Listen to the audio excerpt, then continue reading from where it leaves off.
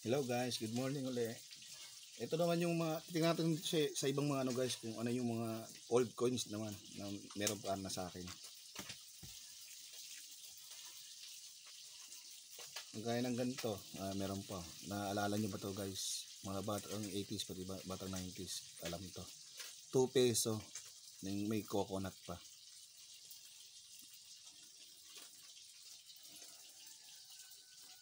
1983, sobrang luma na guys. Oh. Tapos meron pa ako ditong good condition pa guys. 1974, 1 peso coin. 1 peso coin. Ito naman yung harap niya. Ito pa siya. Good condition pa siya. Maano pa siya. Malinaw.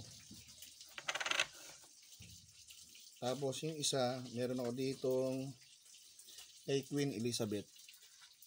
Ito siya. Ito yung sa likod niya guys. 2003. Ayan o. 2003. 2 pounds. Ayan o. 2 pounds na Queen Elizabeth. Ilalapag natin siya dito guys para makita. Tapos yung pinaka yung ano ko guys na old coin. Ito.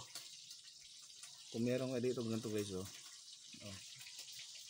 People Power Revolution commemorative coin.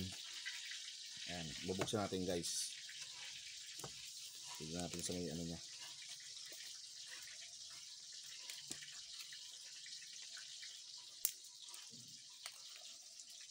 Para makita niyo yung itsura. Bubuksan natin. Sobrang maliw. Kumikinang-kinang guys. Ito yung harapan niya. Ayan o. Yung logo. Ito yung logo niya guys. May tangke. At saka may mga tao sa harapan. Tapos yung sa may likod naman niya guys. Ganito naman siya. Ayan o. Sobrang liwanag o. 10 peso coin. 1988. Ayan o. Tingnan niyo guys. Punasan natin. Medyo ano na ata. Baka mawala yung ano niya. Ayun, sobrang kintab. 10 peso. Commemorative. Balik na natin.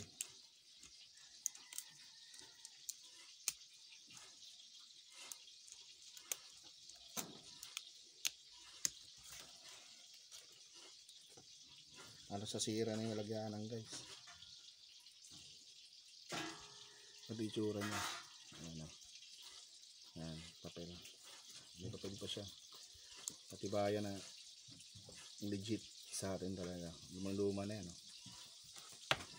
Ito yung tsura niya guys. Ito yung tsura ng nasa ng mga coins.